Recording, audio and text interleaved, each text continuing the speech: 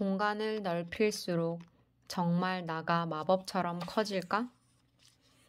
나의 공간을 남에까지 넓혀볼까? 상대방의 눈으로 바라보면 마법처럼 갈등이 풀릴까? 정말 살기 싫다. 공부도 싫다. 집도 싫다. 엄마 아빠도 싫다. 오빠도 싫다. 그냥 수면제 먹고 잔뜩 먹고 잠을 자다가 조용히 이 세상을 떠나고 싶다. 한 지인이 우연히 딸의 일기를 훔쳐보다가 가슴이 철컹했다. 너무나 떨리고 눈앞이 캄캄했다. 이제 겨우 중2인 딸아이가 죽을 생각을 다 하다니. 어릴 땐 오빠와 도서관에 가서 책 읽는 걸 좋아하던 아이가 중학교에 들어가면서 돌변했다. 고1인 오빠와는 너무나 대조적이었다. 오빠는 초등학교 때부터 공부도 잘하고 예의도 바르고 마음씨도 착했다. 누가 봐도 이른바 범생이었다. 수진이는 그런 오빠가 눈꽃만큼도 부럽지 않다고 했다. 꼭 공부만 잘한다고 행복한 건 아니야. 난 공부보다 가수가 적성에 맞아. 수진이는 온종일 문을 닫아놓은 채 음악을 듣거나 노래를 따라 불렀다. 밖에 나갈 땐 늘 이어폰이 귀에 꽂혀 있었다. 심지어는 밤에도 이어폰을 꼭 꽂았다. 수진이의 방은 온통 가수들의 사진과 가수들에 대한 기사로 도배됐다. 시험 기간 중 인기척이 안 나 슬쩍 들여다보면 수진이는 라디오 음악 프로에 보내는 엽서를 쓰거나 펠레터를 쓰고 있었다. 초등학교 땐 얌전한 아이들과 어울려 다니더니 이제는 이른바 날라리들과 몰려다녔다. 옷차림이나 머리 모양, 화장도 점점 그런 친구들을 닮아갔다. 수진아, 너 나중에 뭐가 되려고 그러니? 이젠 제발 정신 좀 차려. 그녀는 혼내기도 하고 위협하기도 하고 사정도 해보았다. 하지만 수진이는 점점 더 멀어져만 갔다. 대화도 끊어졌다. 지푸라기라도 잡고 싶었던 그녀는 한 학부모 교육 프로그램에 등록했다. 교육을 들으면서 점점 분명히 깨닫게 되는 사실이 있었다. 문제는 수진이가 아니고 나였구나. 어느 날 밤 그녀는 수진이 방문을 두드렸다. 수진아, 너 학원 다니기 싫지? 수진이는 경계하는 눈빛으로 엄마를 올려다보았다. 네가 싫은 학원은 다 끊어도 좋아. 수진이는 당장 모든 학원을 몽땅 끊고 싶다고 했다. 이튿날 그녀는 정말 모든 학원을 끊었다. 딸에 대한 모든 욕심도 내려놓았다. 그리고 철저하게 딸의 눈으로 모든 것을 바라보기 시작했다. 딸이 좋아하는 라디오 음악 프로도 함께 듣고 가사도 함께 외우고 노래도 함께 따라 불렀다. 딸이 좋아하는 가수에 관한 기사가 나오면 스크랩도 해주었다. 날라리 친구들을 데려오면 진심으로 따뜻하게 대해주었다. 그러면서 딸의 마음을 점점 더 깊이 이해하기 시작했다. 딸이 왜 음악에 빠져들었는지 이해가 갔다. 수진아, 오늘은 휴일인데 도서관 갈까? 네가 좋아하는 책 있으면 맘대로 읽어봐. 공부와는 전혀 상관없는 책들이었다. 수진이가 그냥 좋아하는 책들이었다. 그러면서 수진이는 서서히 책을 좋아하던 동심으로 되돌아갔다. 마음도 열리기 시작했다. 끊겼던 엄마와의 대화가 점점 더 길어졌다. 한 번은 등교하러 집을 나서던 수진이가 물었다. 엄마, 내가 공부 못해도 나 사랑하지? 물론이지. 넌 언제나 내 딸이니까. 어느 날 그녀가 식사를 준비하고 있을 때였다. 소리도 없이 들어온 수진이가 뒤에서 슬며시 그녀의 한 손을 잡았다. 엄마, 나 이번 중간고사에서 100등도 넘게 올랐어. 반에선 5등. 그녀의 입이 딱 벌어졌다. 엄마 감사합니다. 기다려줘서. 수진이를 꽉 껴안는 엄마의 눈에 눈물이 가득 고였다. 아이들은 부모의 눈빛을 읽는다. 내가 아이를 받아들이지 않으면 아이도 나를 받아들이지 않는다.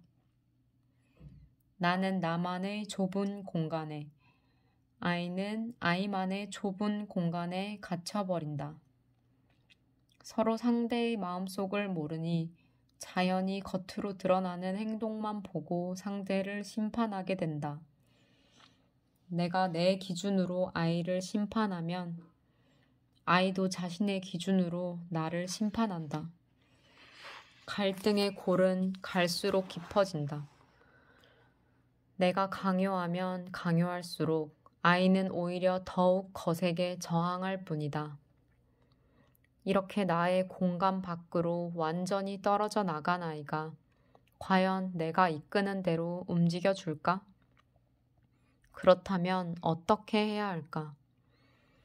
아이의 행동을 움직이는 건 아이의 마음이다.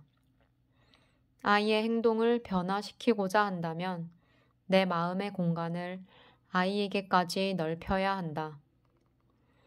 나의 시각이 아닌 아이의 시각으로 바라보면 나의 시야가 아이에게까지 확장된다. 그럼 아이의 속마음을 이해하게 되고 있는 그대로를 받아들일 수 있게 된다. 내가 아이를 받아들이면 아이도 나를 받아들인다. 상대와 갈등이 생기면 무조건 상대의 시각으로 바라보라. 절대로 손해나는 일이 아니다. 그래야 나의 공간이 상대에게까지 확장된다. 그러면서 상대는 마법처럼 내 의도대로 움직이게 된다. 공간을 넓힐수록 기적이 일어난다. 나가 아닌 누군가의 눈으로 보면 정말 더 현명해질까? 캐나다 워털루 대학의 그로스만 교수는 심각한 경기 침체로 대학 졸업 후 아직 취업을 못한 일부 대졸자들에게 주문했다. 지금의 경기 침체를 나의 시각에서 생각해 보세요. 다른 대졸자들에게는 좀 달리 주문했다. 지금의 경기 침체를 나 아닌 어떤 사람의 시각에서 생각해 보세요. 그런 다음 대졸자들에게 침체된 경기에 대한 의견을 말해보라고 했다. 이들의 의견은 어떻게 달랐을까? 경기 침체에 대한 의견. 나의 시각에서 본 대졸자들. 전 경기 침체에 대해 잘 알고 있어요. 경기 침체는 쉽게 끝나지 않을걸요? 어떤 사람의 시각에서 본 대졸자들. 제 지식으로는 앞으로의 경제 상황을 내다보기가 힘들어요. 경기 침체는 빨리 끝날 수도 있고 늦게 끝날 수도 있다고 생각해요. 나의 시각에서 본 대졸자들은 시각이 주관적이었다. 마치 자신이 경기 침체에 대해 다 아는 것처럼 말했다. 반면 어떤 사람의 시각에서 본 대졸자들은 훨씬 객관적이었다. 자신이 잘 모른다는 사실을 잘 알고 있었다. 나의 공간을 어떤 사람에게까지 넓혔기 때문이다. 이번에는 대통령 선거를 앞두고 정치적 성향이 강한 진보, 보수 유권자들에게 주문했다. 여러분이 강한 애착을 느끼는 두 가지 정치 문제에 대해 생각해 보세요. 그런 다음 다시 말했다. 만일 여러분이 지지하는 후보가 떨어지고 반대당 후보가 당선된다면 참 실망스럽겠죠? 그렇게 되면 여러분이 관심 깊게 보는 정치 문제는 어떻게 될까요? 여러분의 생각을 솔직하게 얘기해 보세요. 그러면서 교수는 앞서 실험처럼 두 가지 방식으로 얘기해 보라고 말했다. 나의 시각에서 본다. 나는 이 문제가 어떻게 될 거라고 생각하는가? 누군가의 시각에서 본다. 누군가는 이 문제가 어떻게 될 거라고 생각할까? 이번에도 어떤 시각으로 보느냐에 따라 큰 차이가 났다. 누군가의 시각으로 본 사람들이 훨씬 더 현명하게 얘기했다. 그들은 훨씬 더 협조적이었고 당파적인 시각에서 벗어나 있었다. 심지어 초당적 토론 그룹에 선뜻 참여하겠다고 대답했다. 현명한 사람들은 어떤 상황에 대해 고정된 편견을 갖고 있지 않다. 모든 상황은 변할 수 있다고 생각한다. 또 자신의 지식엔 한계가 있다는 사실도 순순히 받아들인다. 현명함은 타고나는 게 아니다. 시야를 넓히면 넓힐수록 점점 더 현명해진다. 최고의 전문가라면 이 문제를 어떻게 볼까? 링컨이라면 이 문제를 어떻게 생각할까? 이렇게 시야를 남에게까지 넓히면 넓힐수록 나는 그만큼 더 많은 지혜를 얻는다. 나의 공간이 넓어지기 때문이다. 나가 아닌 누군가의 눈으로 보면 정말 더 쉬워질까? 한 죄수가 감옥에서 탈출하려고 한다. 그는 감방에서 밧줄을 발견했다. 하지만 밧줄의 길이가 너무 짧다. 지상으로 안전하게 내려갈 수 있는 길이의 절반밖에 되지 않는다. 그는 밧줄을 둘로 나누었다. 그리고 두 부분을 서로 묶어서 탈출에 성공했다. 그는 어떻게 한 걸까? 앞에서도 나온 바 있는 창의성 문제이다. 뉴욕대의 폴먼 교수는 대학생들에게 이 문제를 두 가지로 풀어보도록 했다. 그룹 A. 감옥에 갇혀있는 죄수가 나라고 상상한다. 그룹 B. 감옥에 갇혀있는 죄수가 다른 사람이라고 상상한다. 어느 쪽이 더 많이 문제를 풀었을까? A그룹 48%가 문제를 풀었다. B그룹 66%가 문제를 풀었다. 교수는 이번에는 사람들에게 외계인 이야기에 쓸 외계인 그림을 그려보라고 했다. 그러면서 두 그룹에게 각기 다르게 말했다. A그룹에게 해준 말. 이야기는 나중에 여러분이 직접 쓰게 됩니다. B그룹에게 해준 말.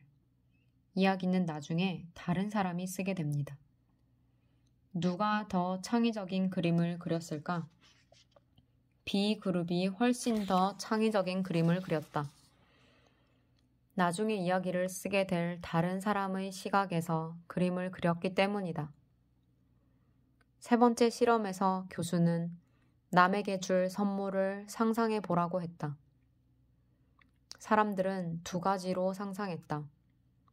A그룹. 나와 가까운 사람에게 선물을 준다고 상상한다. B그룹. 내가 거의 모르는 낯선 사람에게 선물을 준다고 상상한다. 누가 더 독창적인 선물을 생각해냈을까? 역시 낯선 사람에게 선물을 준다고 상상한 사람들이었다. 낯선 사람을 상상할 때 마음의 공간이 더 커지기 때문이다. 영국의 8에서 10세 초등학생들은 벌들은 어떻게 꿀이 많은 꽃들을 찾아갈까 하는 호기심을 품고 있었다. 답을 찾아내기 위한 가장 쉬운 방법은 내가 직접 벌이 돼보는 것이다. 만일 내가 벌이라면 나는 어떻게 꿀이 많은 꽃을 찾아갈까? 이렇게 상상한 결과 마침내 답을 알아냈다. 그 연구 결과는 세계적인 과학 전문지에 게재됐다. 과학사상 최연소 과학자들이 탄생한 것이다. 나만의 시각으로 문제를 바라보면 나만의 공간 속에 갇혀버린다. 하지만 남의 시각으로 문제를 바라보면 나의 공간이 남의 공간까지 확장된다. 그러면서 더 많은 지혜가 흘러나온다. 나의 공간을 넓히면 더 큰 힘이 흘러나온다. 예컨대 시골에 혼자 사시는 어머니는 혼자 계실 땐 식사를 대충 해서 드신다. 서울에서 전화를 드리면 혼자 먹는데 대충 먹으면 되지 뭘 하신다. 하지만 자식들이 내려가면 불편한 몸을 이끌고 정성껏 식사를 준비하신다. 그럴 때 나는 모르는 척 그냥 내버려둔다. 의무감에서 억지로 몸을 움직이는 건 건강에 해로울 수도 있지만 자식들에 대한 사랑의 마음으로 몸을 움직이면 자식들에게까지 나의 공간이 확장돼 더 많은 힘이 흘러나오기 때문이다. 나의 공간을 시간적으로 확장할 수도 있다. 예컨대 나의 어린 시절로 돌아가 어린 나의 눈으로 세상을 바라볼 수도 있다. 심리학자 로빈스는 대학생 수백 명을 두 그룹으로 나눠 각자에게 두 가지 질문을 던졌다. A그룹, 당신은 7살입니다. 오늘 하루 수업이 없다면 무엇을 하고 어디를 가고 누구를 만나겠습니까? B그룹, 오늘 하루 수업이 없다면 무엇을 하고 어디를 가고 누구를 만나겠습니까? 두 질문 간의 유일한 차이는 A그룹의 경우 자신을 7살이라고 상상한다는 것뿐이었다. 학생들은 각기 10분 동안 열심히 질문에 대한 답을 작성했다. 그런 다음 창의성 시험을 치렀다. 두 그룹 가운데 어느 쪽이 창의성 시험에서 더 높은 점수를 받았을까? 자신을 7살이라고 상상한 A그룹이 2배나 더 높은 점수를 받았다. 왜? 난 7살이라고 상상하는 순간 동심의 세계로 돌아갔기 때문이다. 동심은 순수하고 열려 있다. 이처럼 나의 공간을 남의 공간까지 확장할 수도 있고 시간상으로 나의 시야를 어린 시절까지 넓힐 수도 있다.